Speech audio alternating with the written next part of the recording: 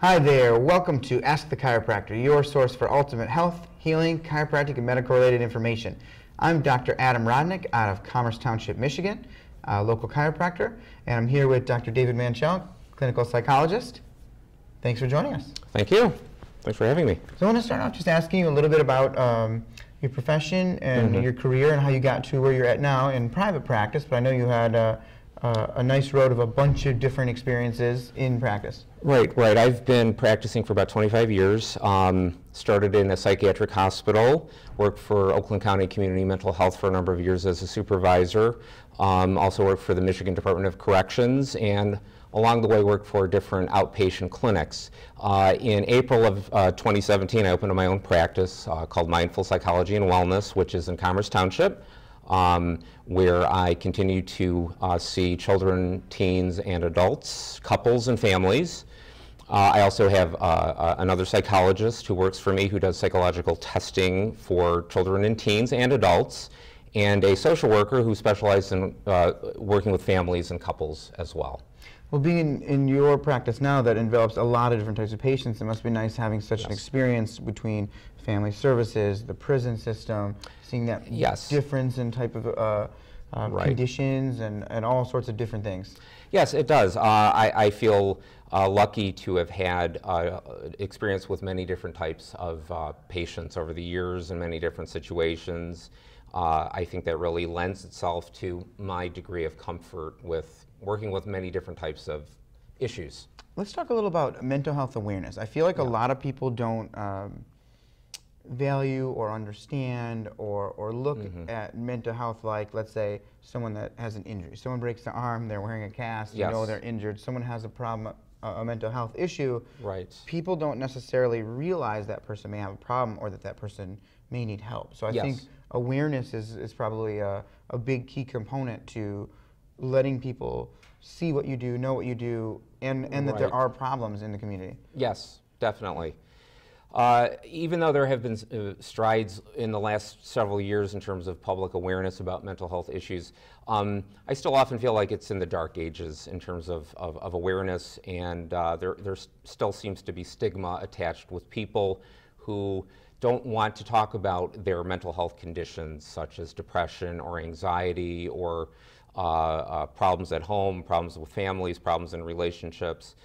There still seems to be this idea that people have to figure stuff out by themselves and they have to suffer alone. Or that they're weak if they need help, weak. right? They have to be tough and be able to handle their problems. Right.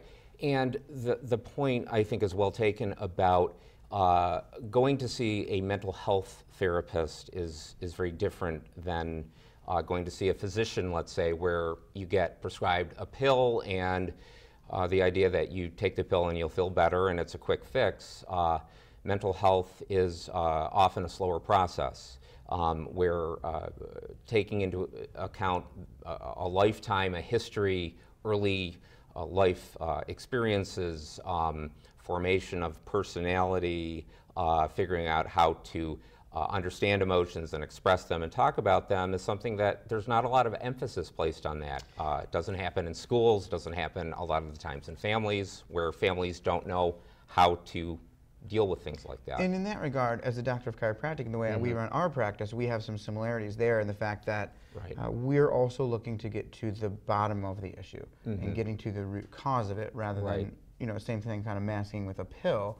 People may come to us with a lifetime of degenerative changes from sports and hard work and bending, twisting, lifting, or they may have more recent injuries like slips and falls and traumas and car accidents. And we want to find out first the diagnosis, how it happens, the actual biomechanical distortions. And we do a full, you know, biomechanical, orthopedic, neurologic assessment to get to the root cause. Now the treatment could take some time. Obviously, it's not as fast as swallowing a pill. Of course. If we're doing, you know, 45 minutes of rehab and chiropractic adjustment and massage therapy and low-level laser, whereas same with you, it's not, you know, just a quick swallow and it's done. You know? And which is often what people think they want. But once they realize they can get to the root cause of the problem, they can correct some of these problems, is better for them long term than just a quick swallow. You know? Right. There are often people who are referred to mental health services who really don't have any idea about what mental health services are about or what psychotherapy is about. So part of the job, I think, of any mental health provider with certain people is educating about mental health, educating about emotional health, how different emotional issues can show up in a person's life, can affect them, what are the symptoms of, say, anxiety or depression, which often can appear to be physical symptoms, which is why often people will go to an emergency room when they feel like they're having a heart attack or they're fainting or passing out, or they have lost their appetite or they're not sleeping. And generally, the first person that they would go to might be their family physician. So medical tests often find nothing wrong, and then the physician might say, what we're finding here is anxiety or depression or some sort of emotional basis. We can't find any physical, organic evidence of that, which is why when somebody comes to talk to me, for example, and they have been having physical symptoms, I then want to do a real thorough assessment about what is happening in that person's life. Are they under a lot of stress? Are there emotional things going on? Are there difficulties at work? Are there difficulties in their family, in relationships? There is a very wide range of issues that in a thorough assessment take place in that first appointment, where I want to know about the whole person, including how they grew up, their family, their parents, what they learned about dealing with stress, dealing with difficult emotions. And so I liked one thing you were just touching on there. Did you say that somebody that has a lot of mental health issues, maybe depression, can also start to manifest physical symptoms? Yes. And so that's where I think a lot of our patient base sometimes can happen on either side of that coin, where I see sometimes the opposite, where somebody that has physical trauma, they have a herniated disc, they have scoliosis, they can then develop mental health issues because of their physical symptoms, where you see the opposite, where because of their mental health issues, they develop some physical symptoms. So absolutely, there's a lot of mutual things that we can see with some of the patient base, which is why I'm able to refer some of my clients to you, and you're able to refer some of your clients to us, and help co-manage mentally and physically some of the things that they have going on. Yes, absolutely. There is a huge crossover between what we call mind-body. For example, look at sleep, which is a biological necessity. Everybody needs sleep, but when somebody is not sleeping, and the reasons people don't sleep could be a multitude of factors. One could be they're anxious, they're worried, they can't turn off their mind at night, and so they go to sleep, they're supposed to sleep, and suddenly they start thinking about all the things that are bothering them, the issue with their boss at work, their unresolved problems with their family, their issues that have to do with finances. The list can go on and on. So that person wakes up at 2 o'clock in the morning or can't fall asleep. They get an insufficient amount of sleep in the morning. The next day, their issues will be both psychological and physical. They won't have enough attention or concentration. They'll have a headache. Whatever pain they may have will be exacerbated by not sleeping enough. They may rely on unhealthy ways of trying to cope with their difficulties. They might find that drinking before they go to sleep is the only way that they can calm themselves, or using illicit drugs, so which spirals into its own set of issues. So there is a tremendous correlation between physical and emotional. And from a biomechanical dysfunctional standpoint and physiology, when someone is stressed, automatically their posture goes into what we call this upper cross syndrome, where let's say somebody has moved forward like this. Imagine holding a weight. If you hold the weight out in front of you, it's a lot heavier than if you hold it in tight. Our head is like a bowling ball on a stick. If we put the head out here, we're carrying literally 2 to 4 times the weight of the head through here. So these muscles here, called the longissimus cervicis muscles, become weaker. The rhomboid muscles that come down here become weaker, and patients carry all this stress, where I'm sure you hear this a lot. People say, oh, I carry all my stress right here. It's not that they carry it there. They're biomechanically placing it there. Because they're stressed, they hunch forward. Because they're hunched forward, they're biomechanically placing more weight and pressure in those joints and in that musculature. And so a lot of the symptoms that someone may experience from having that posture is they may get pain burning sensation in their shoulders, down their arm, numbness, tingling down their arm, headaches, these kind of things. And so it may have stemmed from the fact that they're stressed, the fact that they're depressed, but now it's started to actually make biomechanical dysfunction and alterations because of that. You know, it's a very interesting point. The idea that our body is our unconscious, which is not an obvious idea. A lot of the times, again, when I'm talking to patients of mine who don't understand about how emotions work and the idea that we do have an unconscious mind that is basically referring to things that are present in our mind but out of our awareness that might be impacting us or affecting us. So, for example, somebody may have a rapid heartbeat. They're not overly concerned about it, and they notice that their heart's beating fast, or that they feel flushed, or that they're sweating. And when I meet with a person like that and I start assessing for what I would assume would be anxiety, it would turn out that there are factors, there are stressors in that person's life that they are not aware of consciously or emotionally, but their body is giving indications that there is something going on. I talk about this iceberg idea that about 10% of what we know is conscious, but like an iceberg underneath the surface, about 90% of our mind is unconscious, and there's a lot of energy and emotion and thought that resides in that 90%. So those unknown factors can affect us. They can affect our relationships, our moods, our outlooks, our perceptions.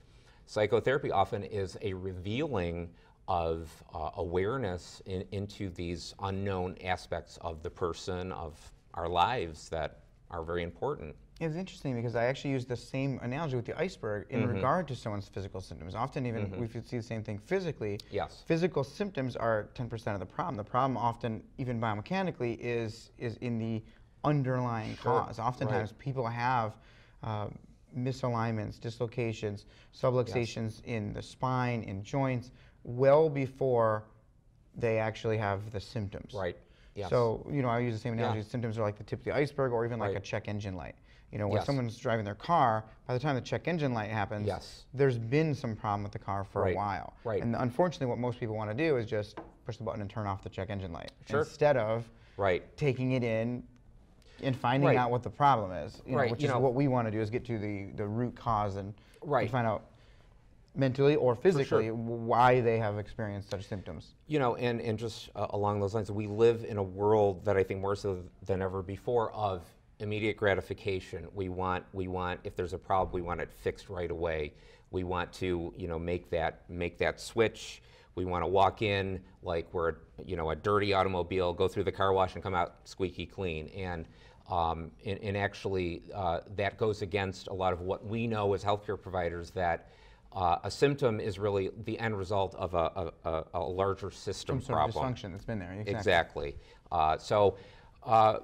People who are looking for quick fixes often can be disappointed when in mental health we look at a much wider, bigger, broader context. And in that regard, I think patient education is very important. So they understand realistic expectations because of an education process. Right. Yes. So what does an average visit look like in a psychologist's office? Sure. So the process always starts basically with the initial phone call. Somebody's interested in services. A first appointment is considered the initial intake evaluation, which is a history taking.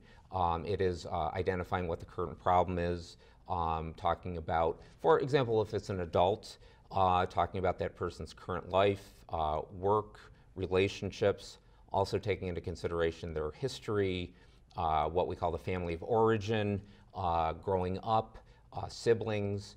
We also want to look at their health history, any medical issues, substance use, strengths as well. Something that I think many mental health people really emphasize are the strengths of the person. What is going to help that person get through a challenging emotional time, which is, you know, 99% of the people who are coming to see somebody such as myself are going through what might be a crisis, a life crisis. And from that appointment, I usually have a pretty good idea in terms of what treatment is going to look like. That typically involves follow-up appointments. Which is one-on-one? One-on-one. With the couch, you're there on the couch?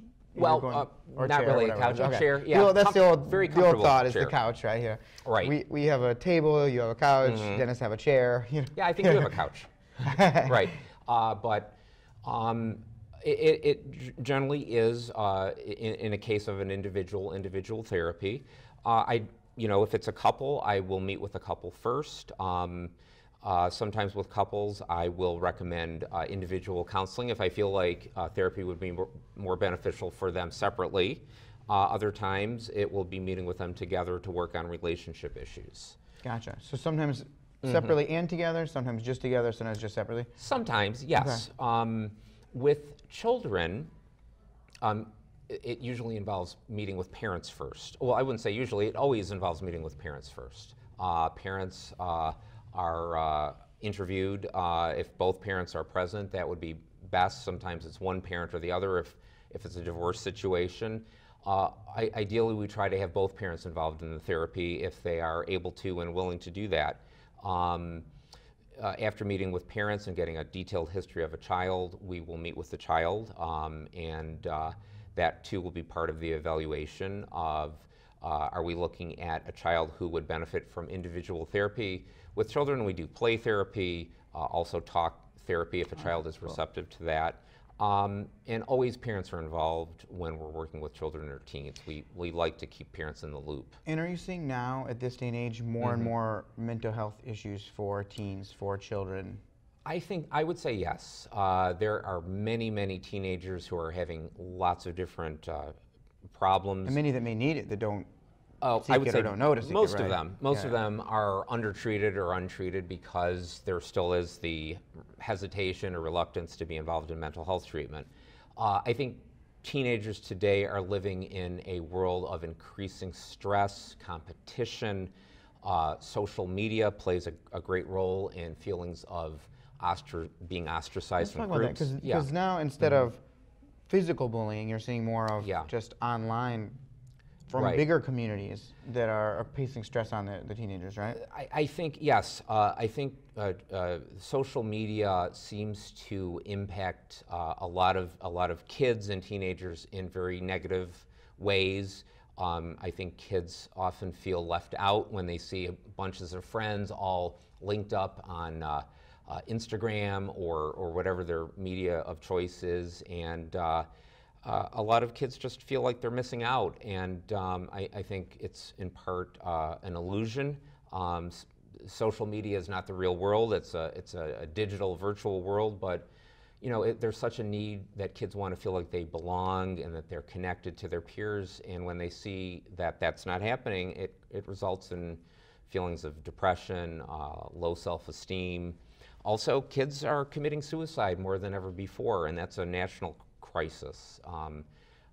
It's a tragedy that kids these days, teenagers, are, I think, more isolated than ever before, despite all of the connections that are happening online, and their emotional needs are not being provided for and cared for.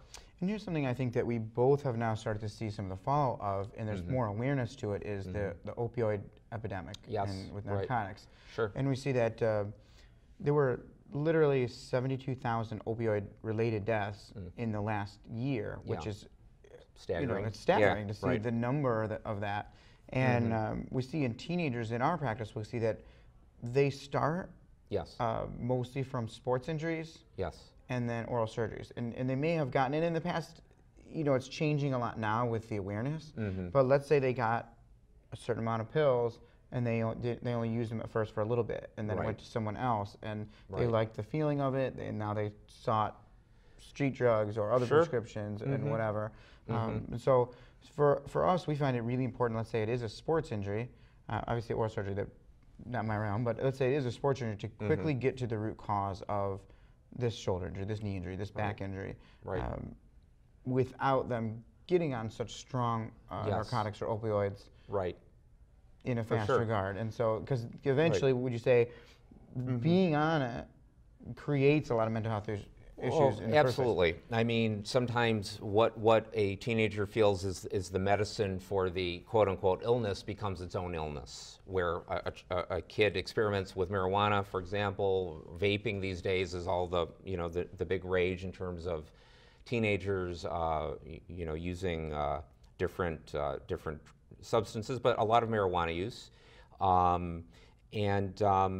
So that they can become dependent on marijuana or whatever drug they're using, even though they may feel originally it helps them to reduce their anxiety, it helps them cope with stress better, but then the drug use becomes its own problem and follows its own self-destructive course. So, I certainly in my therapy emphasize of learning how to cope with emotions, learning how to cope with anxiety, how to cope with stress, the stress that teenagers are facing today. To break the addiction cycle, these kind of things? Well, if we're talking about addiction, then definitely then there are many different ways that can manifest in a person's life, and certainly preventing relapses from somebody who is recovering from drugs or alcohol. If teenagers' drug use is out of control, they may need to go to a inpatient rehab center like that. So they may need more restrictive care to put them in a safe environment where they cannot use their drug of choice. So yeah, I do see a lot of addiction with people in my practice. So that is something I'm always very feel it's very important to pursue that, talking about addictive behaviors or substance use. And here's a question I think a lot of our audience may not know or understand. Right. What's the difference between a psychologist and a psychiatrist? Sure. The most basic difference is a psychiatrist is a medical doctor who has gone to medical school and specialized in psychiatry, which is the treatment of mental disorders, mental illness. Psychiatrist, like all physicians, can prescribe medication. And I would say the majority of psychiatric practice these days is medication-based, where a psychologist is trained in emotional behavioral issues, not medical, but more based on psychological interventions, which commonly is psychotherapy, psychological testing, group therapy, family therapy. It is more focused on talking about and identifying and educating on mental illness and mental health without the use of medications. Although it's very common these days that psychologists and psychiatrists or other mental health prescribers work collaboratively together, because many people struggling with depression, anxiety, or other mental illness benefit from medications. It helps it's one mode of support in the overall treatment plan. And in our last few minutes here, I want to talk about what would be the reasons someone would or should contact someone like you. Right. Mm-hmm. To say, you know what, I think this, because I experienced this, now I think I should seek some professional help. Right. What would be some of the triggers? I think that's what a lot of people that may need counseling, may need help, don't realize when it's time to seek some help, or when it could improve their life. Yeah, right. I would say the primary focus is when emotional issues, and when I say emotional issues, I'm talking about generally painful emotional states. We talk about depression, feelings of hopelessness, suicidal thoughts, not wanting to get out of bed in the morning, not wanting to go to school, not enjoying... That's a good one to think, right? Yeah. So you hear people that they don't want to get out of bed, even again because of physical pain. They have physical pain, they don't want to get out of bed, but also having some mental health help through that would be great. Like I see a lot of people that were traumatic incidents, whether it was big falls or whether it was major sports injuries, whether it was car accidents, that their life has changed to some degree, and in that first couple of months, they don't want to get out of bed, because they're going to be in so much pain. But because having someone to help them mentally get through that is very beneficial to them. For sure, and when the emotional problems are interfering with daily functioning, which is kind of a general statement, but when it is preventing people from fulfilling their responsibilities or their obligations, or They are not finding any pleasure in life. They are not sleeping. They are not eating. They're not enjoying things that they used to enjoy. Those are some of the ideas that I would make the referral for a mental health evaluation. Or if it's affecting their personal relationships. If too, it's right? affecting their relationships, for children, they are struggling in school, they're struggling with attention, focus, concentration, not doing their homework, or there are changes in personality that can be very concerning to parents who said, you know, my child is not controlling his or her emotions in the way that they're supposed to. And we provide a lot of help to parents and to teenagers and kids who really learn to need more what I call emotional intelligence, which is the ability to be more self-aware, to know how to regulate your emotions, how to react and respond to emotions. It's not taught in schools or anywhere else. Now, do you also see people somewhat preventatively, where that's something we kind of do in our practice, where the majority of our practice is in result or regard of a problem, an issue, a symptom, a condition they may have, but we also have some people that come in preventatively to keep a healthy spine. Yes. Do you see some people that come in and just want to have some coaching, some counseling, some help to keep a healthy mental state? We do, and I think that is also a component of every session that we have, that while we may be addressing the current problem or issue, built into every session is how to cope in the future, how to prevent recurrence of these sorts of problems. So I would say that we are always looking at mental hygiene, which is how to cope with emotions in a healthy way that will allow that person to function better, to be open to a greater experience in life and have healthier relationships and learn how to cope with the stressors that we all face as people in this world. Well, thank you so much, Dr. David Manchel, for joining us. That's all the time we have today. Again, this has been Ask the Chiropractor. I'm Dr. Adam Rodnick out of Commerce Township, Michigan. Stay healthy.